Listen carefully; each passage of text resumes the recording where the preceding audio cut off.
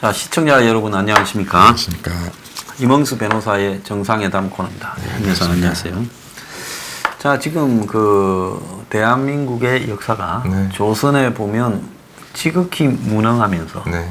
큰 소리만 치거나 네. 또 때로는 신하들만 두들겨 잡는 네. 그런 왕들 때문에 네. 조선이 이제 임진왜란, 네. 뭐 또 정유재란, 네. 그 다음에 이 정묘호란 네. 그리고 병자호란 네. 이 네 번의 외와 호란을 겪고도 네. 결국 정신 차리지 못하고 네. 그래도 이제 뭐 한때 조선에도 약간의 뭐 르네상스라 해야 됩니까? 네. 네. 생산성 향상이 네. 18세기에 네. 좀 이래 올라왔지 않습니까? 네, 그렇습니다.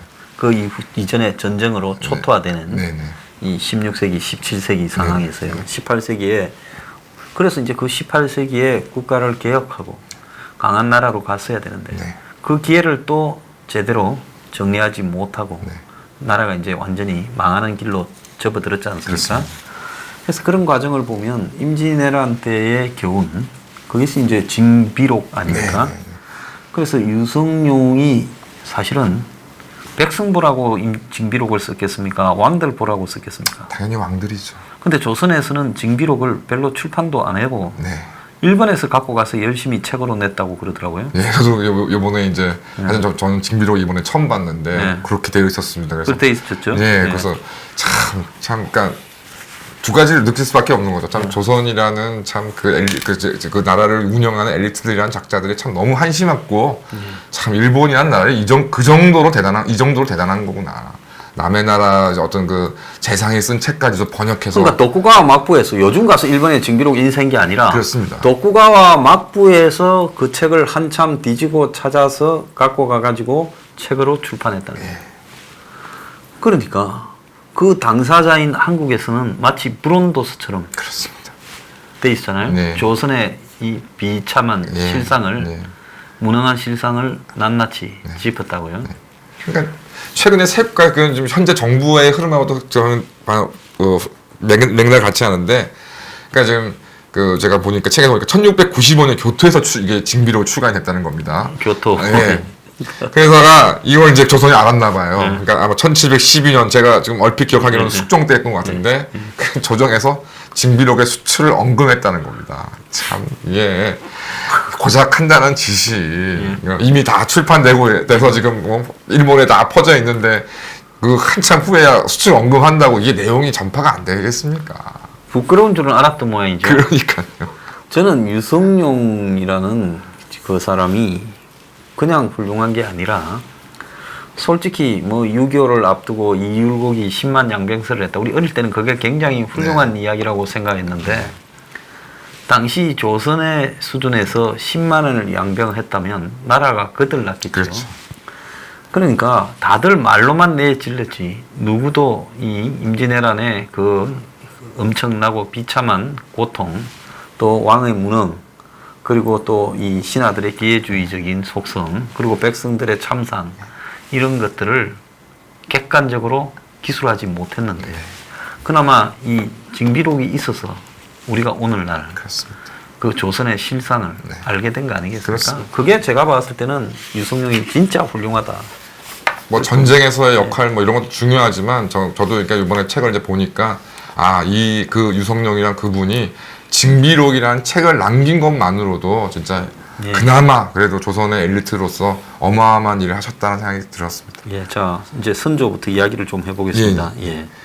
그러니까 뭐 이제 선조 같은 경우는 잘 아시겠지만 이제 중종의 서자 덕흥군이 있었는데 그 삼남이었습니다. 그래서 그러니까 서자의 삼남이었으니 그렇습니다. 반계의 반계였죠. 반계의 반계인 겁니다. 예. 그래서 이제 뭐 잘 알려진 야사로는 이제 그 명종이 이제 그 후사가 없는 상황에서 이제 이런 이제 선조 같은 이제 그런 왕자들을 불러가지고 이제 그 익성관을 이제 주면서 한 번씩 써보라고 했는데 그 쭉 돌아서 쓰다가 했더니 선조가 어떻게 왕이 쓰는 모자를 내가 쓰겠습니까? 그래가지고 사양한 거를 보고 이제 명종이나 이제 그 왕실의 기용을 받아서 왕이 됐다는 얘기가 있는데 하여튼 뭐 사실인지는 여기도 그래서 뭐 최근에 뭐 선조가 그렇게 무능한 임금이 아니었다는 뭐 얘기가 있는데 어쨌든 좀 당연히 선조도 뭔가 이제 뭐 어떤 상황 판단하는 그런 머리는 있었겠죠. 그런 건 있어서 이제 왕이 이제 후사가 없는 명종의 득위를 위해서 이제 왕에 즉위하게 되는데 이제 아마 국사교과서에 다 아시겠지만 이제 그 뭐 사림에서 그 선조가 이제 즉위를 하면서 사림이 정말로 이제 정계를 완전히 장악을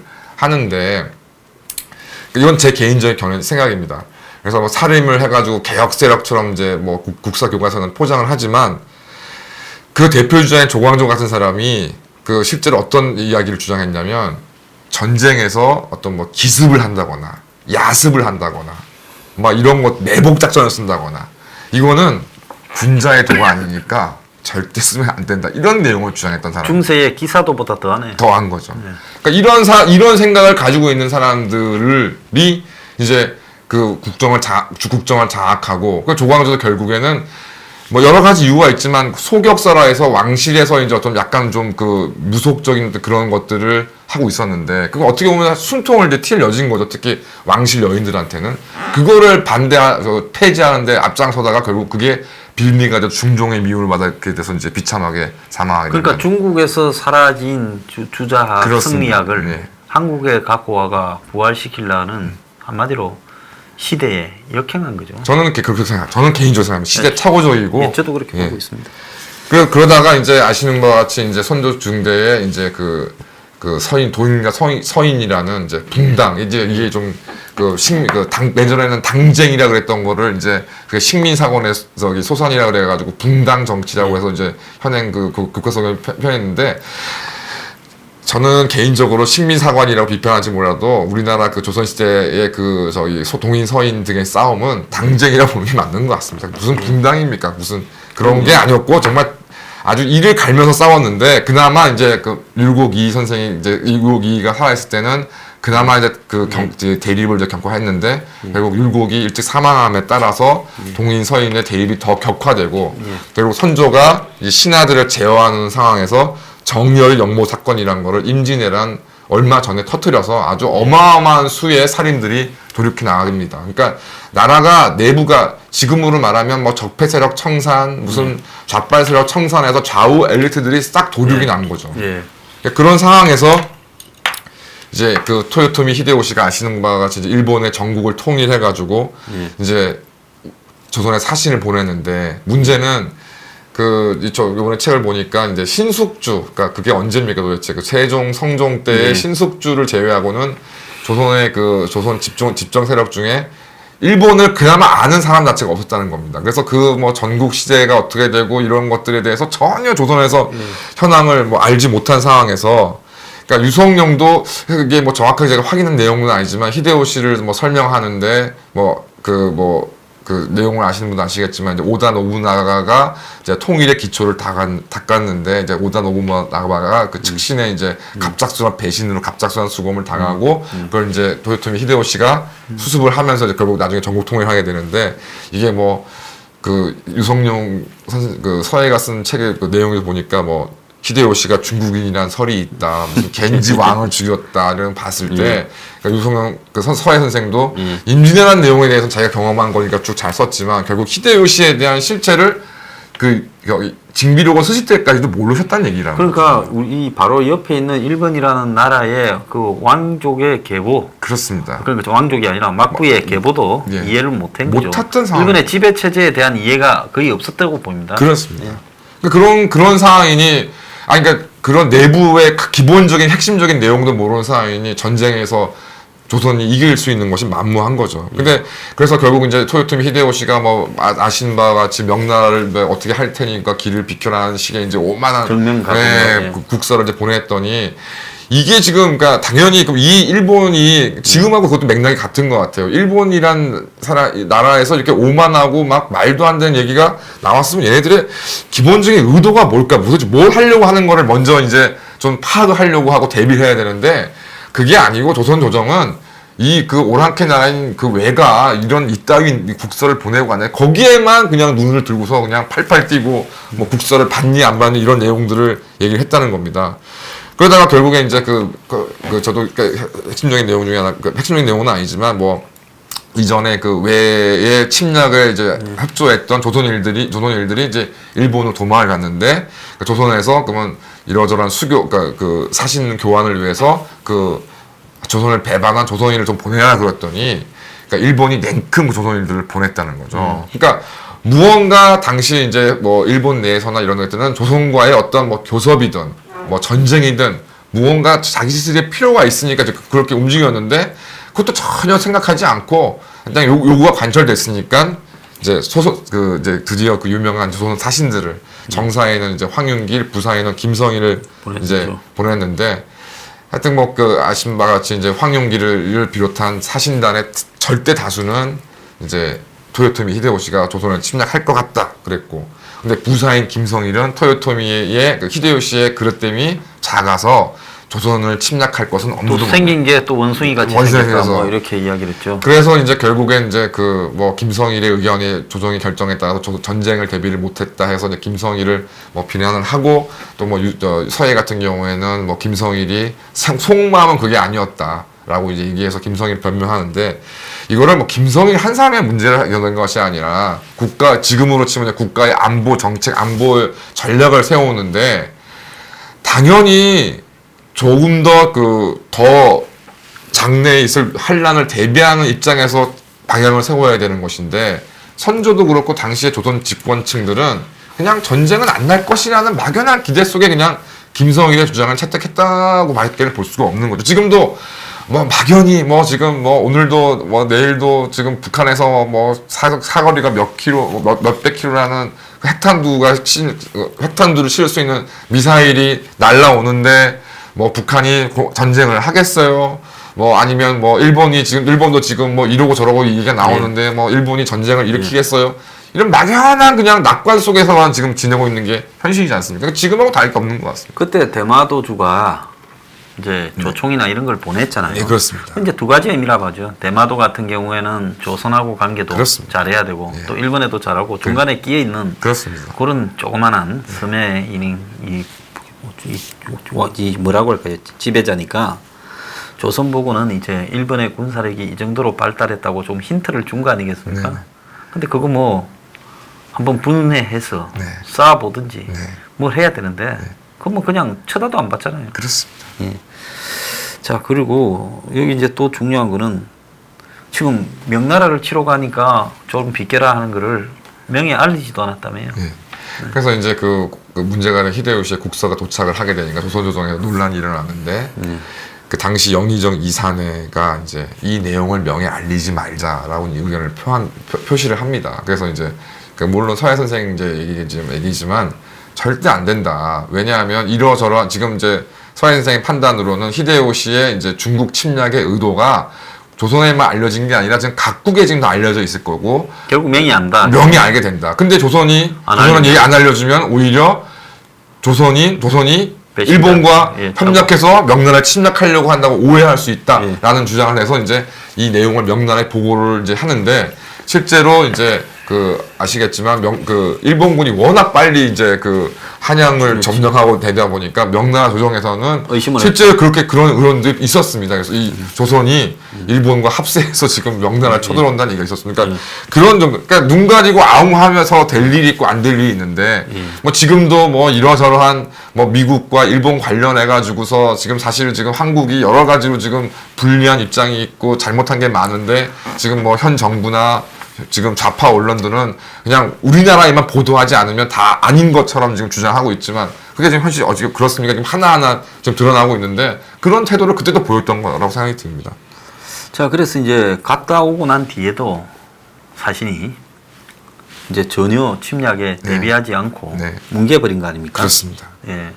그래갖고 이제 서 선생의 얘기에 따르면 이제 그나마 그래도 서 선생을 중심으로 해서 이제 이러저러한 이제 전쟁에 대비를 하고 이제 성을 다시 쌓고 하는데 뭐 각지에서 그 성을 왜 크게 평야시에 짓냐고 하는 반대 여론이 많았고, 특히 오히려 또 진수성 같은 경우는 이제 언덕이나 산을 중심으로 해서 완벽한 요새를 였는데, 예, 산성이었는데 이거를 또 평지까지 성을 넓혀서 선생 말씀으로는 나중에 임진왜란때 진수성이 함락되는 원인이 됐다라고 이제 말씀을 하시는 겁니다. 그래서 쌓아야 될 성은 쌓지 않고 쌓지 말아야 될 성은 쌓아서 결국은 이제 적국만 이롭게 했다는 말씀을 이제 드리고. 그 다음에 이제 그 뒤에 초반에 뭐 전체 그 한마디로 이 각 지역의 네. 병력들을 네. 총괄하는 네. 일종의 뭡니까 그걸 이 야전군 사령관. 야전사령관 같은 역할로 예. 이 일을 보내지 않습니까? 그렇습니다. 이 일이 당시에 또 맹장이었다고 처음에는 그렇게 또 그 조선의 맹장은 싸움도 안 했는데 어떻게 맹장이라고 모르겠어요. 신립도 맹장이고 이일도 일본 맹장이고 명장이고. 그 일은 황당하게 지지 않았습니까? 그렇습니다. 그래서, 예. 그래서 결국은 이제 그 뭐 교과서에 나오는 얘기지만 제승 방략제, 뭐 진관 체제에서 초기에 이제 조선 초기에는 진관 체제를 하다가 이제 외란이 심해지니까 제승 방략제라고 해서 이제 지방에서는 이제 병력을 모아놓으면 거점 도시로 모아놓으면 와서 지휘하는 이제 한양에서 이제 그 절도사 같은, 예. 야구사령관 내려와서 이제 지휘한다는 거였는데 이제 그거를 좀 대비를 하자고 했더니. 된다 안 된다 또 조선에서 의견도 많았고 결국은 선조가 아무런 결정하지 못해서 결국 그나마 그 이일이라는 사람이 이제 뭐 아시겠지만 뭐 그렇게 대단한 장군이었는지도 의심스럽지만 그나마 그런 장군이 해당 지역에 가지도 못했다는 거죠. 예. 그러다가 이제 나중에 그냥 한 방에 얻어맞고 그렇습니다. 경기도입니까? 그렇습니다. 거기서 다 해산돼 버렸죠. 예, 그렇습니다. 자 그리고 이제 신립이 뭐 왕하고 무슨 저 사돈이었잖아요. 예, 그렇습니다. 그 부마 집안이었던 거죠. 네. 그래서 신립 자체가 엄청 큰 소리를 쳤잖아요. 네. 근데 그 근처에 신립의 생애에 큰 전쟁이 없었는데 그렇습니다. 왜 조선은 신립을 맹장이라고 또 그렇게 이 추앙하고 신립이 가면 다 해결할 것처럼 그렇게 봤잖아요. 그러니까 이제 그 제가 볼 때는 그렇습니다. 그 예전에 정묘회란 때도 또 똑같은 현상인 건데, 그러니까 워낙 그 그러니까 다른 나라의 사정을 모르다 보니 토요토미 히데요시가 이제 뭐 조선을 침략한다 손 치더라도 예전처럼 뭐 외구 요즘에 그 조국 등이 좋아하는 토착 외구 네. 외구들이 대충 한 몇천 명이 모여서 이렇게 쳐들어오는 정도 수준 생각했던 것 그 같아요. 해적대. 네. 그야말로 일본은 항상 그 논이 작고 쌀이 먹을 게 부족해서 네. 시간 나면 한국연안뿐만 아니라 네. 중국연안, 그렇습니다. 뭐 대만 이런 데까지 다 해적지를 했지 않습니까? 그렇습니다. 그래가 이제 강경한 중앙정부가 좀 들어서면 통제가 되고 그렇습니다. 그러지 않으면 전부 또 해적으로 살고 그렇습니다. 그래서 했잖아요. 그러니까 이제 그런 해적대가 왔다. 네, 그렇게 정도 올 것이다. 그 정도 생각한 것 같아요. 만약 생각했다 하더라도. 근데 이제 이 양반의 최고의 그 미스터리는 왜 문경세제에 진을 쳐서 일본군이 패스해도 뒤에서 좀 쫓아가면서 뭐 보급로를 끊는다든지 그렇게 좀 해야 될 건데 저 충주 탕금대에다가 진을 쳐가지고 그냥 한마디로 이 목을 지켜야 될 건데 그 탕금대에 진을 쳤다가 나중에 본인도 다 죽어버렸잖아요. 그렇습니다. 2차 전투에서요. 예, 1차 전투에서 가장 핵심적인 전투였는데, 그러니까 그런 상황이 오이도록, 그러니까 그럼 이제 뭐 여러 가지 얘기가 있지만 제가 볼 때 어쨌든 그러니까 전쟁에 대한 그러니까 무슨 꼭 뭐 전쟁이라는 것이 무기나 이런 것도 중요하지만 뭐 그래서 지금 이제 우리 대한민국 같은 경우에도 군 병력이 60만이고 뭐 북한에 비해서는 뭐 첨단 무기가 있고 뭐 이런 것들을 얘기하지만 다 뭐 생각하시는 바와 같이 세계사를 봤을 때 꼭 무기나 병력이나 이런 거 가지고 전쟁에서 승패가 나는 게 아니지 않습니까? 그러니까 물론 조선은 아예 그런 것도 안 돼 있고 그래서 결국 일본군이 이제 쳐들어온 다음에 저도 참 이번에 보면서 깜짝 놀랐는데 그러니까 뭐 우리가 이제 임진왜란 하고 이제 드라마나 영화를 이제 뭐 그런 걸 보면은 이제 무산진, 첨사, 정발 장군 동네부사 송상현 이제 그렇게 분사하시는 장면으로 이제 그 전투회가 시작이 되는데 맨날 이제 그 얘기만 있어가지고 저는 왜 그런가 했더니 두 분만 싸우셨더라고요. 뭐 경상 좌수사, 경상 좌병사, 뭐 각종 현감, 뭐 밀양 부사, 뭐 이게 다 뭐 그냥 다 도망갔고 다 도망간 겁니다. 처음에 상륙할 때 부산에 예. 그 저기 정발 장군이 제일 먼저 했고 그 다음에는 이제 동래부에 송상현 그 이번에 한국당 집회하는데 그 송상현 공원 거기에 이제 그 두 사람은 처음에 다 도망갈 때 그래도 좀 강직해서 초반에 두 사람이 이제 지키다가 차례대로 죽은 다음에 그 뒤로는 이제 다 도망가 버리죠. 그렇습니다. 예.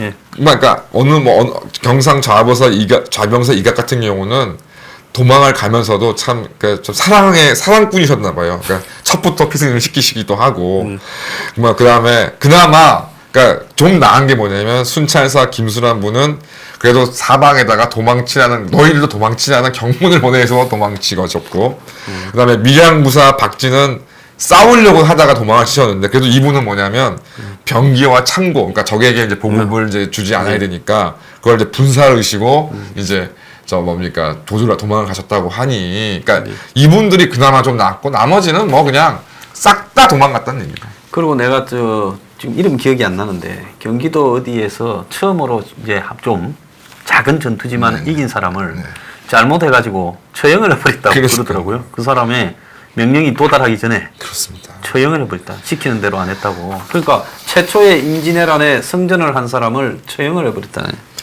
그러니까 이제 이후에 이제 이런 상황 속에서 이제 4월 17일 날 이제 일본이 이제 침략을 했다. 그 히데요시가 쳐들어왔다는 보고가 이제 됐는데 그렇게 돼서 이제 신하들이 이제 그 왕하고 회의를 해야 되겠다 기다리고 있는데 선조가 회의도 빨리 안 열었다는 겁니다. 뭐를 했는지. 첩이 많았어. 예. 그러더니 이제 선조가 그 이제 일본의 침략을 보고받은 이후에 그러니까 서야 선생의 말에 따르면 이제 그 글에 따르면 제일 먼저 한 일이 이제 그 사신으로 부사로 간 김성일 네가 안 쳐들어온다 하지 않냐면서 이놈부터 잡아들여라. 지금 이제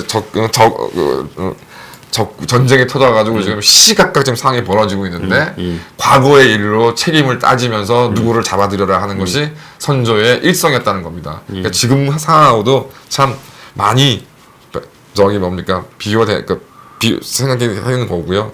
그래서 말씀하신 것처럼 이제 이일이가 이제 뒤늦게 이제 파견이 이제 그 남쪽으로 내려가는데 이제 가는 동안에 뭐 문경을 도달했더니 그러니까 수령은 다 도망을 쳤는데 그러니까 참 이일이라는 사람도 이게 좋게 생각할 수는 없는 것이 그러니까 그나마 그 문경에 판관 권기라는 사람이 있었다는 겁니다. 그러니까 이 사람은 안 도망간 거예요. 안 도망갔는데 이 사람이 목을 팹니다. 수령들하고 다 그냥 그 관리들이 다 도망가고 그나마 판관 자리에 있는 권기라는 사람이 고을을 지키고 있는데 그 사람을 죽인다는 너 다 어디 갔냐? 그렇죠. 너들 왜 도망갔냐고 남아있던 사람을 죽인다. 그 다음에 이제 이 일이 가서 이제 문경에서 이제 있는데 이제 어느 이제 그 병산지 누군가가 이제 와가지고서 지금 벌써 이제 왜군이 문경 근처 이제 중령 조정 근처에 와 있다 보고를 했더니 허위 보고를 한다고 또 목을 잘라버리고. 그러니까 이제 막상 이제 당연히 좀 시간이 지나니까 이제 왜군들이 올 거 아닙니까? 그래서 정찰 나간 군이라던가 전선을 지키고 있는 병사들이 이제 왜군이 나타나는 걸 분명히 봤는데 이걸 보고를 안 하는 거죠. 보고하면 목을 잘라버리니까. 자, 그래서 가만히 보면 싸우지 않고 그냥 국경까지 일본군을 깊숙하게 들어오도록 만든 나라가 워낙 커서 러시아처럼 그러니까. 깊숙하게 동선을 길게 만들어가 그러다 보니 일본군도 또 실수를 한 게 보급로를 그렇죠. 생각하지 않고 너무 빨리 올라가 버리죠. 그러니까 이제 가다가 불안해져 가지고 이제 평양성 정도에서 이제 농성을 하고 이제 시간을 줄줄 끌었지 않습니까? 그렇습니다. 그래서 이제 전체적으로 봤을 때는 왕은 의사결정을 하나도 하지 않고 그야말로 지 일신을 이제 도망가려고 유성룡이 그 붙드는 장면 이야기가 있지 그렇습니다. 않습니까? 왕은 중국에 가서 그냥 땅이라도 좀 주면 살겠다고 망명을 받아주라 이랬고 그 다음에 백성들은 도망간 왕에 대해서 분노하며 경복궁을 불태우고 그 다음에 또 이 한경도로 도망간 이 왕자들을 잡아다가 일본군에 넘기고 일본이 점령하고 난 이후에 초반에는 이 조선의 이 산양의 도성에 사는 사람들을 건드리지 말아 했다는 거예요. 일부러요. 그러니까 오히려 궁성을 불태우고요. 일본군한테 다 붙은 거예요. 이 평민들이요. 왜 이런 일이 벌어졌는가를 봤을 때 과연 조선의 지도층들이 국민에게 백성들에게 충성을 요구할 건덕지가 있습니다. 다 합쳐서 싸울 수 있는 숫자가 8,000명도 안 됐다고 네. 하는 이야기가 있습니다. 그렇습니다. 가서 그냥 남자 백성들 피난 가는 사람들 끌고 모아가 네. 옥갱이 주고 이렇게 숫자 잡아서 몇 명이다 이랬지. 네. 싸울 게 하나도 없고 무기에는 무기가 없고 또 식량도 제대로 없고 그리고 족보에만 군인이 있지 네. 싸울 수 있는 실제 군인도 없고 네. 그래서 이승영이 제일 고생한 게 명나라 군대가 이 주영군으로 왔을 때 그걸 말먹이하고 네. 명나라 군대들 식량 조달한다고 죽을 고생을 했지 않습니까? 그렇습니다. 네. 그러니까 그 살인 집권제 수십 년도 채 안 된 상황에서 그러니까 국가 그래도 그 전까지는 뭐 훈구판이 뭐니 해서 뭐 이러고 저렇게 비판을 많이 했지만 그래도 국가 재정이라던가 뭐 국방이라던가 이런 것들이 어느 정도의 시스템이 돼 있었는데 그 이제 물리만 따지는 그 살인들이 집권하는 동안 그 모든 게 싹 다 무너져 버린 거죠. 그래서 초반에 조선이 나름 건국되면서 고려의 쇠약한 국력이 그렇습니다. 좀 회복됐지만 그렇습니다. 그것도 한 150년 지나면서 형편없이 다 무너져간 거죠. 그렇습니다. 그래서 나라로서 기본적인 이런 뼈대를 갖지 못했다. 그렇게 본다면 좀 이렇게 국방력이라는 거나 또 국민의 충성도가 약한 왕조가 그렇습니다. 500년이 왔다라는 게 그게 기적 같은 거죠. 그 기적 같은 일입니다. 한국 사람들이 말을 잘 듣던가. 네. 중국 같으면 벌써 왕조를 몇 번 뒤집어 버렸을 건데. 근데 이제 제가 볼 때는 이제 이런 거죠. 그 모든 것의 책임이 사실 왕한테만 있는 것이 아니라 4대부 대표되는 양반 지배계층. 지배계층 전체 이제 책임이고.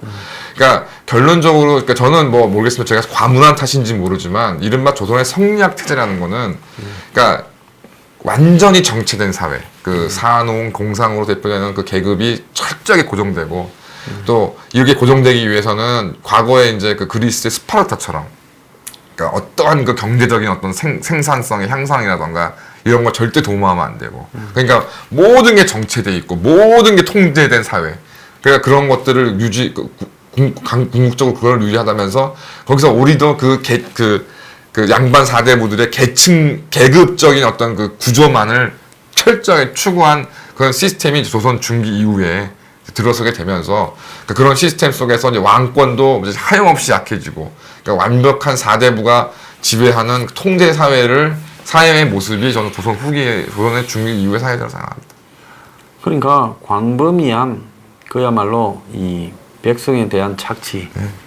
뭐 조선의 땅이라는 게 일반 평민들이라는 사람은 다 소작농이었고 그렇습니다. 아니면 노비 아니면 소작농. 그러면 정상적인 사회라면 지배계층의 숫자가 작고 네. 비지배계층의 숫자가 많아야 되는데 또 그렇지도 못했어요. 그렇지도 못했어요. 그러니까 생산력이 조선 내내 늘기는커녕 이렇게 감소해온 일들이 지속되지 않았습니까? 그렇습니다. 조선 초가 아마 임진왜란 전후보다 훨씬 네. 생산성이 높았고 예. 갈수록 생산성이 떨어져 버리고 그렇습니다. 나중에는 외구가 활개치니까 바닷가는 아예 제대로 된 농사를 짓지도 못하고 자 그러면서 조선은 그대로 망해갔는데요. 가만히 보면 참 이런 나라에서 뭐 유성룡 같은 재상이 있어서 이 뼈아픈 실상을 고발했으면 그걸 갖다가 고파로 보고 느꼈으면 그래도 병자호란에 정외호란에 고통이 덜했을 거 아닙니까? 근데 사실은 이 임진왜란 때 고통보다도 더 힘들었던 게 병자호란 때였다고 보거든요. 네, 그렇습니다. 왜냐? 그때는 철저하게 청나라가 네. 본때를 보여버렸지 않습니까? 그렇습니다. 그러니까 한국에서 천대받던 도공들이 임진왜란 때 일본에 가서는 그야말로 기술자로 대우받았지 않습니까? 그렇습니다. 지금 신이 됐습니다. 그러나 네덜란드에 수출까지 하고 그렇습니다. 그들을 또 모시는 또 사당도 있고 예, 신이 됐습니다. 신. 그러니까 그 사람들이 한국에 살았으면 전부 뭡니까 요라고 하죠. 그렇습니다. 그 요에서 도자기 굽는 일만 끝없이 해서 도자기만 갖다 바칠 건데 일본에 가서는 그들이 사회적 계급과 지위가 올라가고 그렇습니다. 전문가로서 대우받고 그런 일본의 도자기 기술이 네덜란드 수출대가 그 네덜란드에 네. 도자기가 유럽에서 제일 발달한 부분이 되지 그렇습니다. 않습니까? 그러니까 세계적인 이 현상까지 가버린 거예요. 그래서 일본이 한국에 왔을 때 꼭 데려갔던 사람들이 일본에서는 하지 못하는 기술자들을 네. 곳곳에서 많이 데려갔지 않습니까? 그렇습니다. 자, 그런 부분으로 봤을 때요. 우리는 지금 임진왜란 이시 조선에 지금 이 굴욕을 겪고 그것도 또 참고로 이렇게 하지 못하고 조선 왕조가 망하고 일제 식민지가 되고 그래갖고는 또 지금도 또 황당한 짓거리를 하고 있지 않습니까? 그렇습니다. 한국이란 나라의 실체를 모르고요. 네. 지소미아 파기라든지 네. 지금 뭐 온 사방을 적으로 만들고 동맹을 네. 그리고 적편에 붙어서 꼬리 흔들지 않습니까? 그렇습니다. 그러니까 지금 뭐 그러니까 앞서 말씀드린 것처럼 인지네란이 발생하기 최소 100년 동안 일본에 사신조차 보내지 않았다는 거 아니겠습니까? 그러니까 일본이 어떻게 뭐 변하고 있는지에 대해서 막 그 일본에 대해서도 눈을 감고 있었고 지금도 이제 결국 이제 그 뭐 저도 반일 자체는 나쁘다고 무조건 나쁘다 보지는 않지만 그러니까 반일이라는 것이 결국 그 길을 위해서 해야 되는 것인데 지금 다 뭐 무슨 얘기가 돌았냐면 일본과는 모든 걸 끊어버리자. 뭐 가지도 말고 저 사지도 말고 심지어 지소미아 협정이라는 것이 이게 뭐 군사 정보 공유 협정이라는 것이 이게 우리나라한테 진짜 대한민국한테 필요한 거지.